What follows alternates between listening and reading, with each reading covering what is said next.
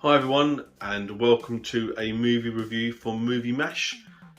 I'm Mike, and I'm here today to talk about a film called Promising Young Woman.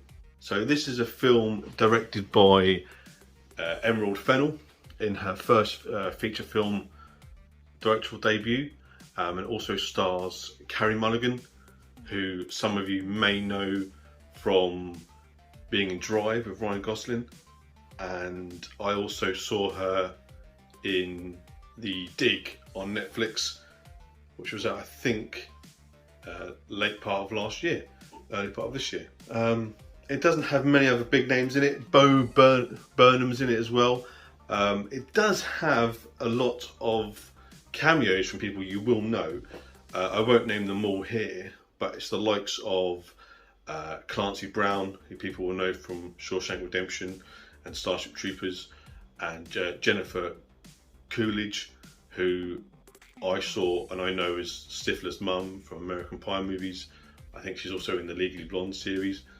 And Alfred Molina, who a lot of people know as Doc Ock from the Spider-Man 2 movie. So yeah, it has a lot of cameos, but it is a small budget film. It's only made, it was made for sort of $10 to $15 million, so there's no sort of huge big name stars here. This is a low budget film, but I think it does really well for the budget it has. I mean, the cinematography on it I think is really good.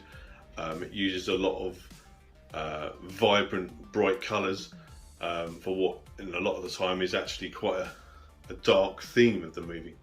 Speaking of that, the basic plot involves Carrie's character, who's Cassie, and she is a woman who has had something traumatic happen to her in her past. I won't go into it for spoiler reasons, but this compels her to live a certain lifestyle where she goes to bars of a night time and she acts drunk in order to attract a certain type of man, so that she can go through the same process time and time again. And this is in some way sort of her therapy for what has happened to her in the past. But at the same time, she has this ordinary life. But she works in a coffee shop, and she lives at home with her parents. But you can see, and there's evidence in the film that although she lives this quote unquote normal life, she is struggling big time with obviously what's happened to her. For example, she forgets her own 30th birthday at one point. So for someone to forget their own birthday is absurd almost, really. So that sort of hammers home that although she's trying, probably more for her parents and her friends' sake, to live this ordinary life, she's not, and she's struggling. And the only way she can really feel to get through it is to become this sort of different person, really, of a night time, and by going to these bars and doing the things she does. So yeah, we see that, and then it's around this time that she meets the main male character in it, played by Bo Burnham. I think his name's Ryan, and it's established that she knows him from her past, previous to this traumatic experience. So they strike up a connection, which is probably against her initial thoughts, because I really don't think she likes. It's set out that she doesn't really like men in this film at the start. So it's kind of a surprise to her that she's got this connection with this man. And this leads to the romantic part of the film. There certainly is a portion of this film that is aimed at that market, and it leads to the romantic element of the film. And there's a period where it goes off and it's almost everything's going fine, everything's great, but you know that there's something bubbling beneath the surface waiting to happen, and you know it's going to happen at some point. Now, this can be done in a generic way. In a lot of movies you'd say this is what's going to happen, this is what's going to happen, but I've got to give credit to Emerald here, the director, as she really produces some twists and turns, some of which some people might see coming, but I don't think you'll see every twist and turn coming, and she does it in a fashion that I thought was really well done, and this all leads to a inevitable climax to the movie, which again, without going into spoilers, you'll see as you watch the movie that you'll get a feeling that it can only really end with certain events happening. So you get to the climax, and it's really, the build up to it is really well done, because at parts in the movie you see these Roman numerals coming up, sort of part 1, part 2, so on, and they basically interlude and tell the audience that actually what you've been watching up to this point, this next scene is actually going to be a real pivotal scene, and it's going to have an impact on the characters moving forward. So as you get to each part 1, part 2, you can see, let's say, a pattern of where it's heading, but you're not quite sure how it's going to get there. And I really enjoyed the journey to that point, and I think the way it was filmed helps build up the tension and the anticipation for the finale. Then the climax happens, and I feel like this will split opinion for people that watch the movie as a whole, because I personally was happy with how it ended. I could see what the director's vision was for it and the reasons why the film ended the way it did. But I can also see how certain people watching the film might not enjoy how the film ended, and might let that impact on them, their thoughts on the film as a whole, which I think would be a shame.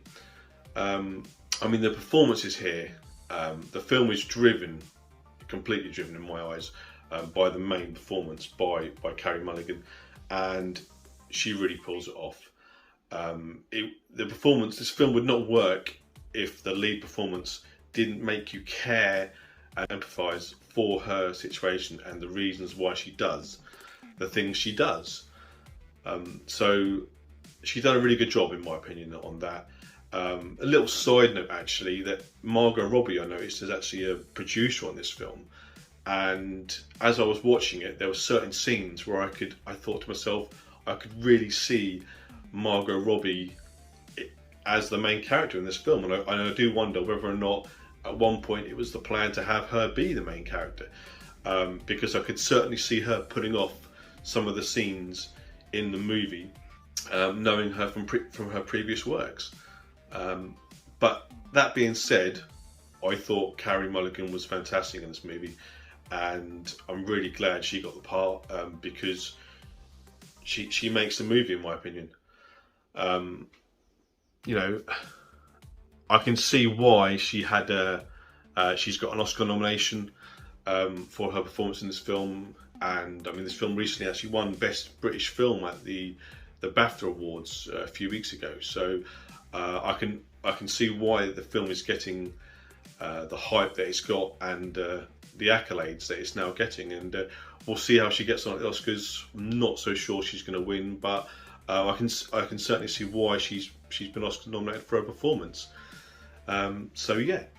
So before I get to my summary of the movie and give it my rating, I just want to say thanks for everyone who's been watching, and if you'd liked this review and you'd like to see more from myself, Derek, and other guys in the Movie Mash team, then please click the link, click the like button below, subscribe, and obviously we'll present more videos for you in the future. So yeah, my overall rating for this film would be a B.